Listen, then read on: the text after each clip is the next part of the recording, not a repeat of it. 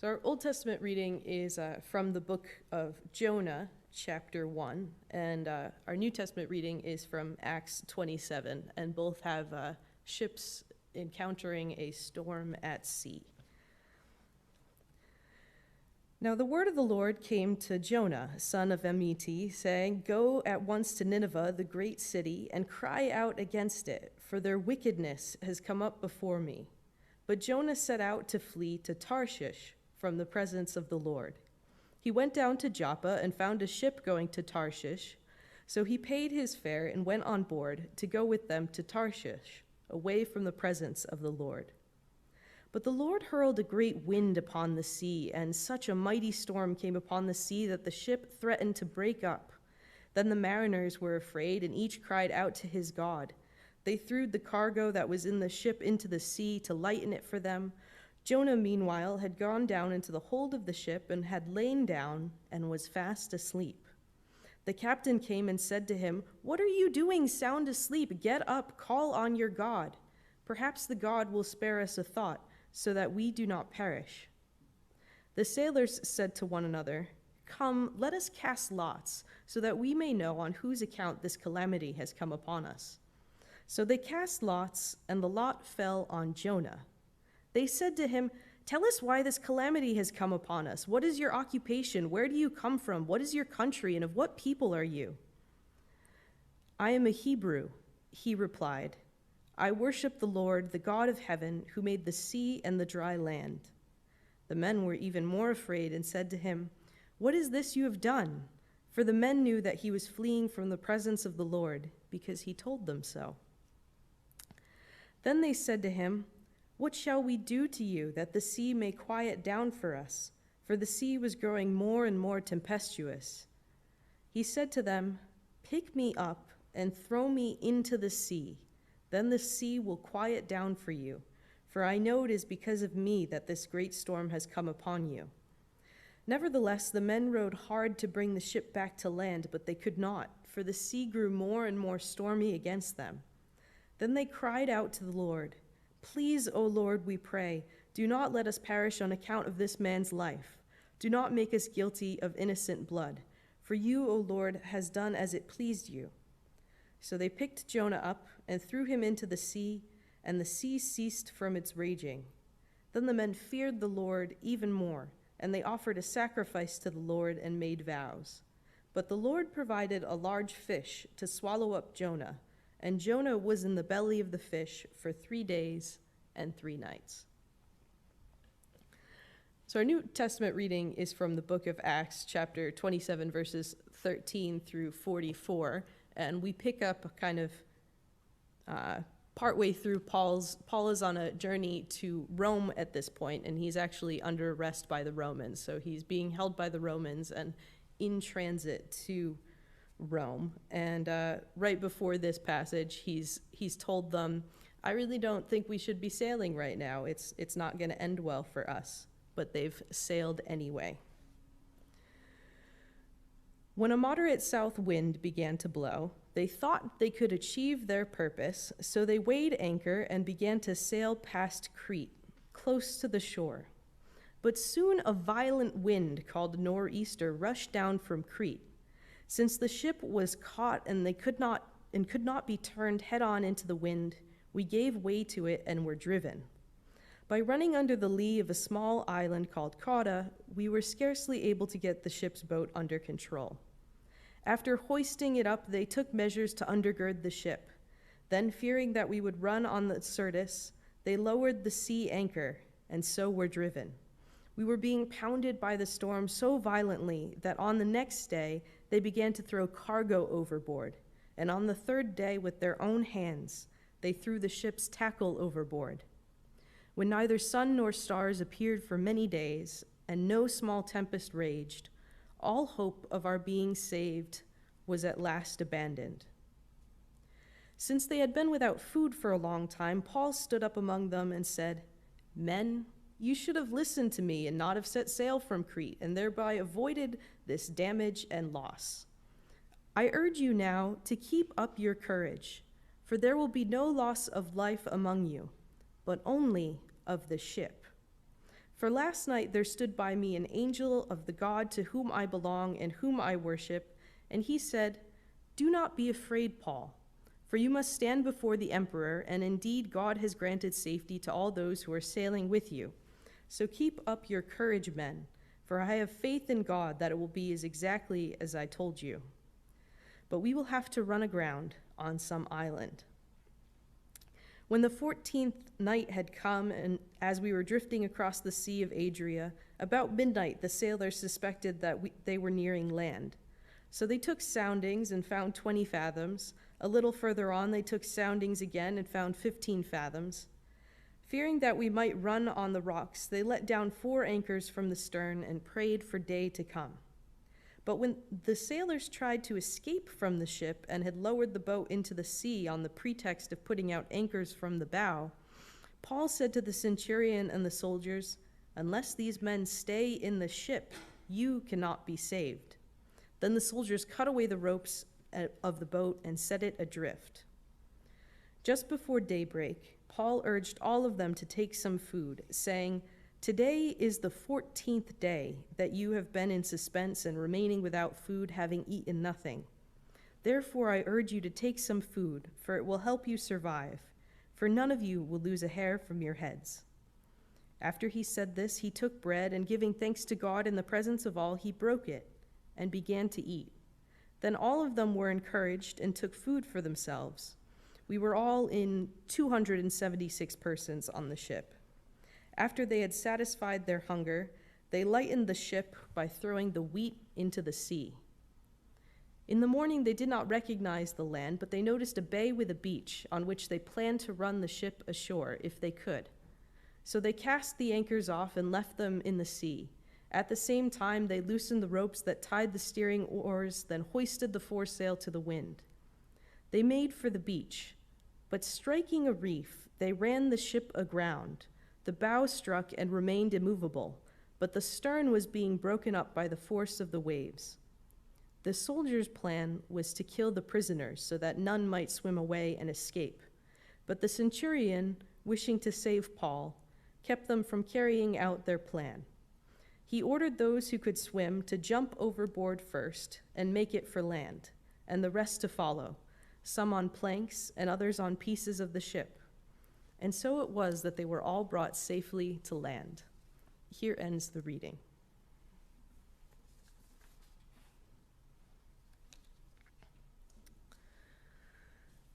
So, stormy weather at sea is serious business. When my parents got married, they'd planned their honeymoon as a cruise in the Caribbean. However, the weather had alternative plans, and they spent their honeymoon cruise hoping that their ship's desperate efforts to outrun Hurricane Hugo would get them to land, and that they would also get to land in time to get a plane out of the Caribbean and back to the United States. And they did get the last plane out before the airport closed, which is good because I exist now, and I'm very grateful for that. But stormy weather at sea has been serious business for as long as people have been going out on the water. At a certain point, no matter what skills you have, no matter how good your boat or ship is, being out on the water in bad weather puts you at the mercy of Mother Nature. Shipwrecks were a common occurrence and worry in antiquity, and they continue to happen now.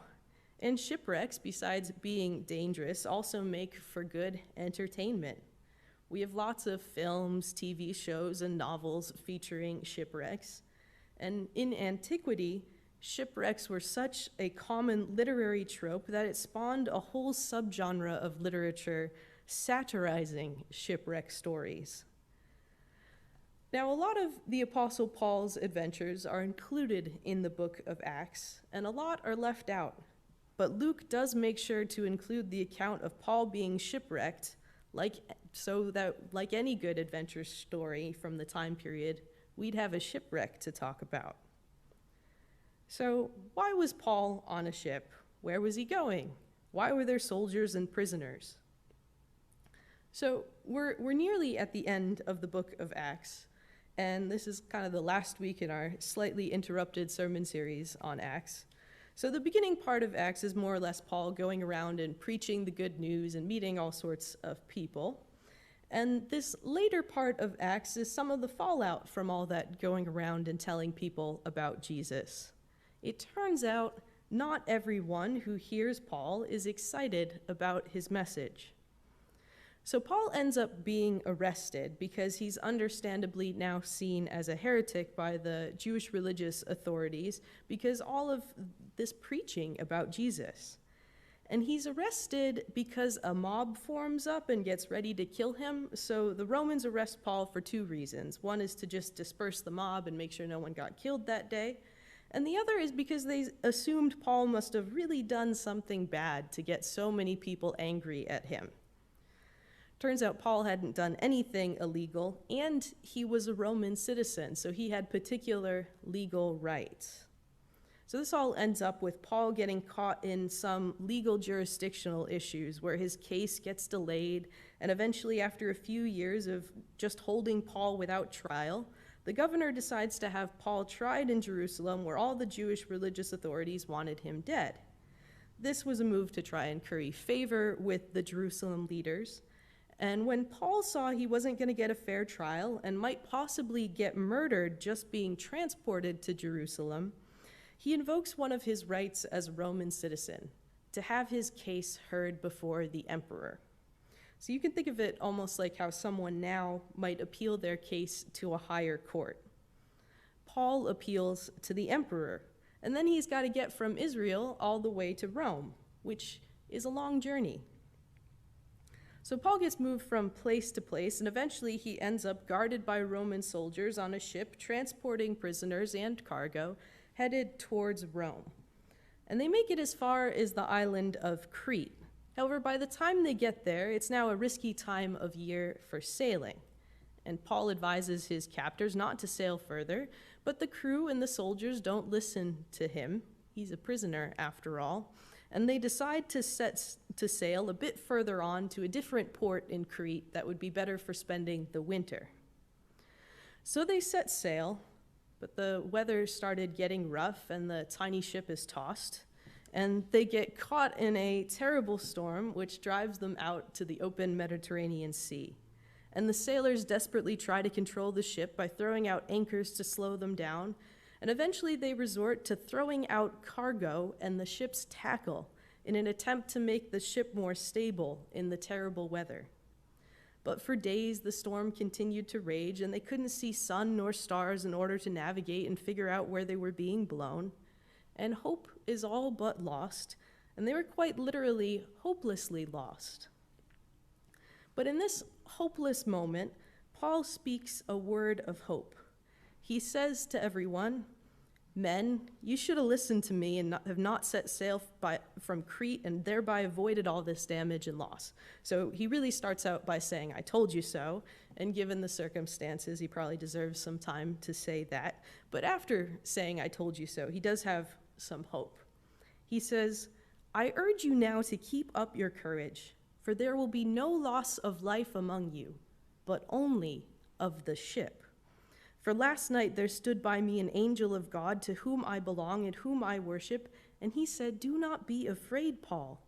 You must stand before the emperor, and indeed God has granted safety to all those who are sailing with you. So keep up your courage, men, for I have faith in God that it will be exactly as I have been told. But we will have to run aground on some island.'" So this is the important part. "Keep up your courage, for there will be no loss of life among you, but only of the ship." Well, I don't know about you, but I'm not sure I'd feel all that encouraged to learn that the ship, the one thing keeping me alive in the middle of a tempest in the open sea, was going to be lost. That sounds akin to someone telling you after you jump out of a plane, "You are going to survive, but the parachute, not so much." If I were on this ship, I really would have preferred an option where we get to keep the ship. Thank you very much. How is losing just the ship good news? We'll get to that. So we might not be stuck on a ship in the middle of a storm in the Mediterranean, But I think we as a country are going through our own tempest of sorts with this pandemic. The storm Paul goes through forces people to drastically reassess their priorities. They start throwing cargo overboard to keep people safe. The ship is mainly paid to transport cargo, and insurance for storms causing loss of property wasn't really a thing. The sailors basically have to throw money overboard in an attempt to preserve life. In a crisis, you sometimes need to make hard decisions and radically reassess what's valuable. Property can be replaced. People's lives can't be. Lives matter more than property. Our elected and public health officials, our church, our schools, businesses, everyone during this COVID calamity has had to make some difficult decisions and endure under less than ideal circumstances. We've had to take stock in the middle of the storm and throw out a lot of valuable, important things and had to throw them overboard in order to preserve life. We've all made various sacrifices from big to small, depending on our situations, to keep ourselves and others afloat during the storm. We've all given some things up, often things that were really important to us. But despite throwing all that stuff overboard, we're still in this storm. We're still in this pandemic. It's not over yet. We haven't gone back to normal, back to the way things were. So when the sailors have thrown overboard the cargo, the sun and the stars are nowhere to be found, and all hope is lost, Paul says, "Keep up your courage, for there will be no loss of life among you, but only of the ship." They're going to lose the ship, but they'll live. And they live because they're going to run aground and get shipwrecked on some unknown island. And what Paul says comes to pass. The ship runs aground on a reef, and the waves start breaking it up. But everyone on board manages to get to shore. And they find themselves on the island of Malta, which is actually much closer to Rome by a ton than they were planning on being. Malta is essentially just south of Sicily, whereas Crete is all the way back by Greece. Being caught in that terrible storm, suffering those losses, being shipwrecked, and seemingly losing everything, eventually brought Paul and his companions where they were supposed to go. "Keep up your courage, for there will be no loss of life among you, but only of the ship." That's a good word for us now. For us, I think the ship we're going to have to lose is the idea that back to normal is going to happen soon. It's letting go of the idea that there's a quick solution to everything. It's readjusting our expectations about the future and what's necessary. We might not have the perfect school year or church year or year at work. Perfectly laid plans are going to need to be set aside or adjusted. Traditions and beloved events are going to need to change or be put on hold. We're going to have to make do. Losing the ship means accepting that we're in this for the long haul. Now, the ship might go down, but that doesn't mean all is lost. We'll get through the storm. We're going to get tossed around. There are going to be times when it's certainly not going to be fun, and there have been already. There are going to be hurts and losses along the way, and there have been already. It's not going to be smooth sailing. There will be times when we're scared, unsure, and so very tired. We won't go the route we expected to, but in the end, we'll get to where we're meant to go. We'll get to the other side. Keep up your courage. One of the most ancient symbols for the church is a ship. It's why the technical word for the sanctuary part of the church building is nave, comes from the Latin word for ship. So all of us together are, in a sense, in the same boat.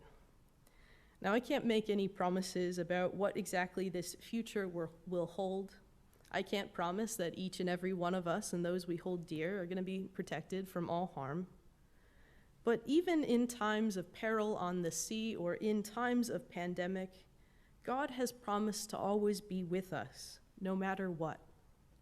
God has promised us that absolutely nothing, not even death, can separate us from the love of God.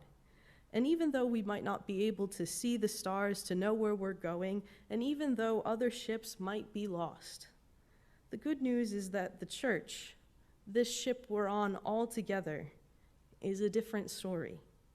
This ship can't be lost. The Lord is our captain in this well-fought fight and our light amidst the darkness, and has promised us that in the end, this ship will carry all of us safely home to the promised land.